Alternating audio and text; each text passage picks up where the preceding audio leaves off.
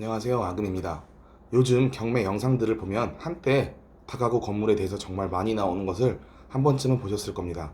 수도권도 아니고 지방 다가구까지 엄청 추천하는 영상들이 정말 많았습니다. 월세 500에서 1000만 원까지 노릴 수 있다며 엄청나게 홍보를 해댔죠. 하지만 최소한 경매 초보들이라면 그런 말에 혹하시면 안 됩니다. 내가 사는 곳과 가까워도 관리가 힘든 것이 다가구인데 타 지역에 있는 걸 관리한다는 건 쉽지 않습니다. 예전에 건물주의 현실과 꿈에 대한 짤이 돌아다녔는데요. 실제로 대부분의 꼬마 빌딩이나 다가구 주인분들은 이런 것이 현실입니다. 하지만 그럼에도 건물주라는 메리트와 부동산 상승이라는 자산을 생각하면 누구나 한 번은 꿈꾸는 건물주의 꿈을 공실 없이 이룰 수 있는 물건이 나와서 이번에 이야기해 보려고 합니다. 저는 이 물건을 어떻게 변화시킬지 한번 들어보시죠. 이번 영상에서는 소개해드릴 물건은 2024 타경 53306 단독주택입니다. 위치는 서울 마포구 노고산동에 위치한 주택인데요. 이렇게 동네 이름으로 말씀드리면 잘 모르겠지만 여기는 매년 입학 시즌이 되면 항상 언론에서 이야기하는 이대 근처의 동네입니다. 조회수는 촬영일인 2월 17일 기준 988을 넘었으니 꽤 뜨거운 관심을 받고 있습니다. 저는 이 건물에서 월세가 최소한 420만 원은 발생할 수 있다고 그런 가치를 보고 있는데요. 이 주택에 대해서 잠깐 얘기를 하자면 지하와 1층, 2층, 옥탑으로 이렇게 구성되어 있습니다. 각 층마다 투룸, 원룸으로 존재하니 월세를 60씩만 받아도 4개 층이면 240만 원밖에 못 받는데요. 저는 제가 직접 보고 배우고 경험한 것을 바탕으로 월세 420만 원 정도는 무난히 만들 수 있다고 생각을 합니다. 먼저 이곳은 월세가 비싸기로 유명한 이화여대 근처의 지역입니다. 바로 이대가 있는 곳은 아니지만 이대뿐 아니라 근처에 서강대, 연세대 등의 대학들이 다수 존재해 대학생들의 수요가 넘쳐나는 곳입니다. 제가 여기를 낙찰받아 운영을 하게 된다면 약간의 공사를 통해 가게와 쉐어하우스를 운영할 건데요. 지금의 형태와는 조금 다른 형태죠. 뉴스 기사를 보시면 신촌역을 기준으로 일대 대학교 근처들의 원룸들은 1000만 원에서 보증금 1000만 원에 월세 60만 원을 평균적으로 이루고 있습니다. 네이버 부동산으로 봐도 비슷한데요. 인근 대로변이 아닌 이상 상가들은 2천만 원에 110만 원 정도를 구성하고 있습니다.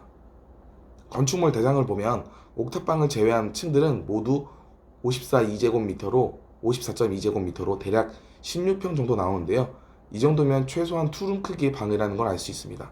실제로 올라온 구조도에서도 방 2개, 거실 하나, 주방 하나, 화장실 등으로 이루어져 있는데요.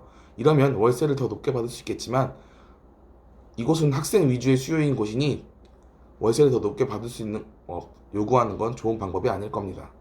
먼저 지하층을 지도로 보시면 창문이 도로 바닥과 붙어 있을 정도로 반지하인데요. 이런 반지하 구조는 거주지로서는 상당히 불편한 구조로 사진처럼 가림막을 하지만 상가라면 이야기가 달라집니다. 지금 보여드리는 사진은 압구정 로데오의 한 카페인데요. 상권이 활발하고 젊은 유동인구가 많은 곳이라면 전혀 어색함이 없는 장면입니다.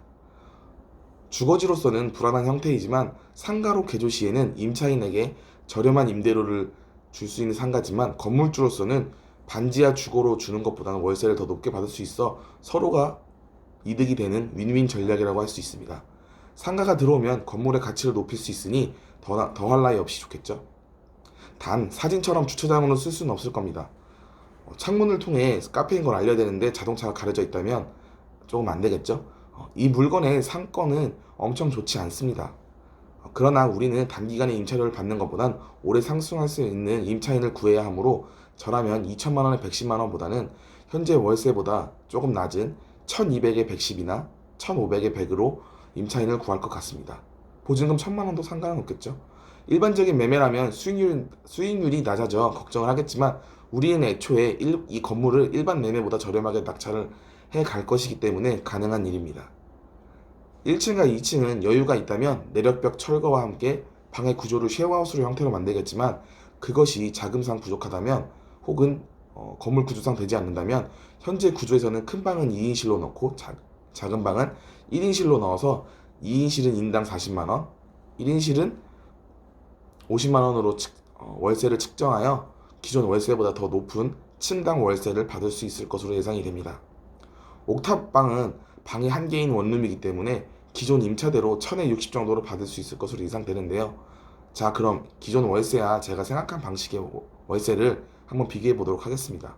기존 월세는 반지하 70만원, 1층, 2층 75만원, 75만원, 그리고 옥탑방 60만원에서 280만원인데요.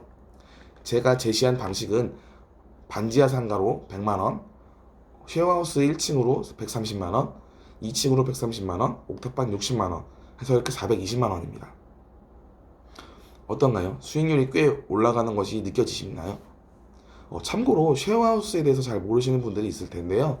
쉐어하우스의 원리는 이런 것입니다. 각 방을 고시원처럼 한 명 한 명 월세를 받는 개념인데요.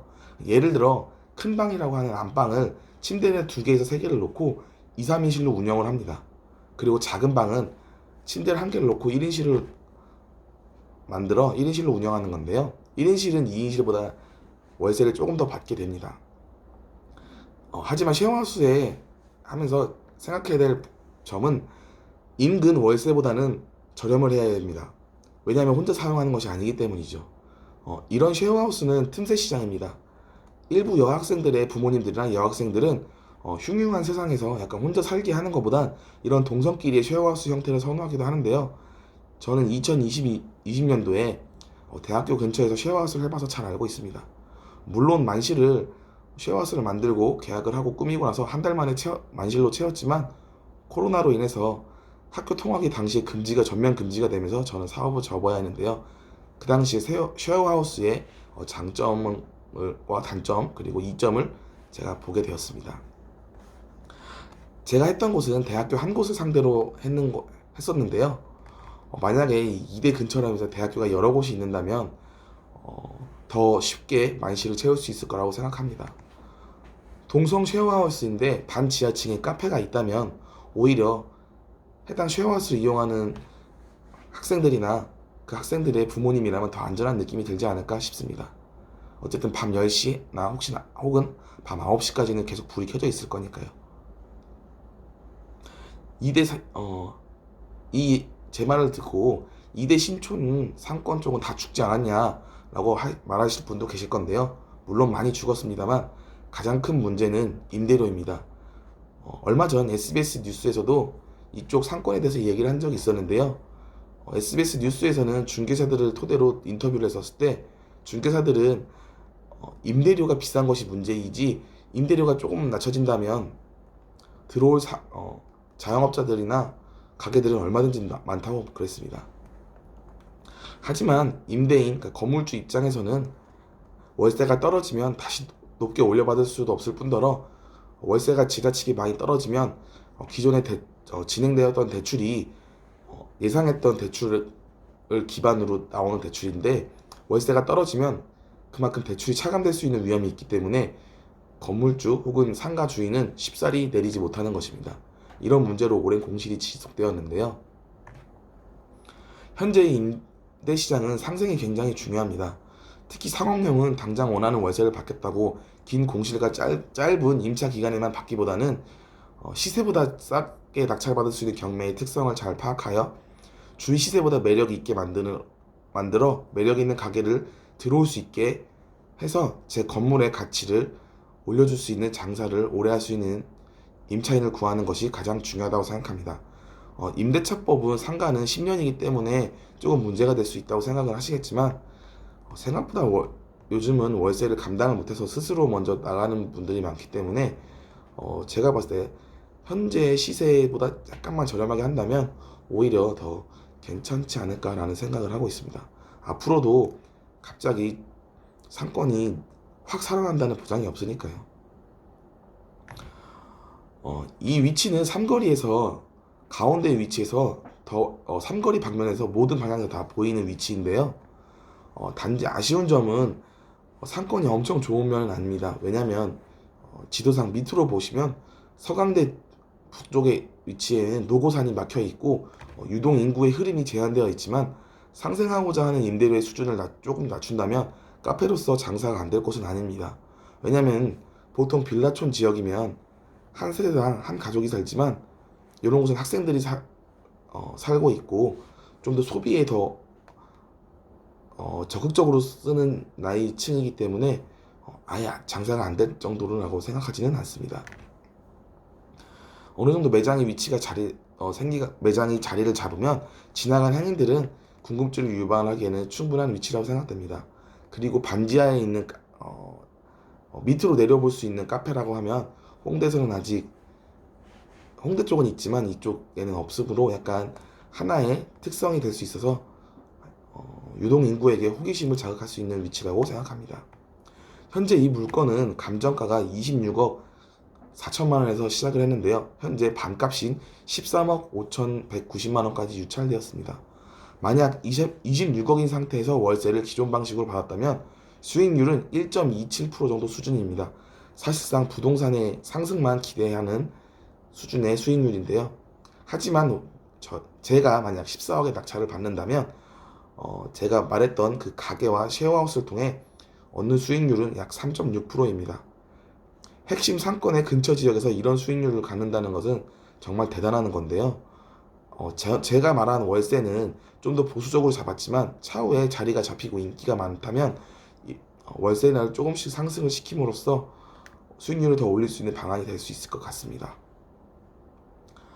저는 만약 돈이 여유가 있다면 이런 물건을 낙찰받아 제가 말한 대로 개조를 해놓고 임대를 해놓은 다음에 부동산 시장이 활기가 다시 돌아서 감정가보다 높은 가격에 물건을 팔 수 있다면 저는 엄청난 차익을 가질 수 있을 것 같은데요. 다른 채널들에서는 그냥 단순 수익률과 입지만을 비교하겠지만 여러 경험이 있는 저에게 있어서는 이렇게 여러분들에게 더 디테일하게 해결책을 제시할 수 있는 것 같습니다. 현재의 부동산 분위기로 인해 예전에는 5억이 있어야 쳐다볼 수 있는 물건을 현재는 3억 이하로 서울 핵심 지역의 한 곳인 상권의 부동산을 가질 수 있는 지금 여러분들은 어떻게 느끼실 수 있는지 잘 모르겠습니다. 하지만 이 영상을 끝까지 보시는 분들은 좀 더 많은 접근법을 통해서 알 수 있었을 텐데요. 앞으로도 좀 더 다양한 시각으로 부동산을 접근할 수 있는 방법을 알려드리도록 노력을 하겠습니다. 그리고 많은 분들이 유료 경매 사이트 참여에 대해서 물어보시는 게 있어서 알려드렸는데요. 처음에는 공구방이나 당근 모임을 통해서 유료 경매 사이트를 참여를 하라고 제가 말씀을 드렸지만 쉽사리 구하기가 쉽지가 않으신 분들이 많아서 제가 직접 공구방을 준비할까 생각 중에 있습니다. 약 2월 말쯤에 따로 공지를 해서 알려드리도록 하겠습니다. 감사합니다.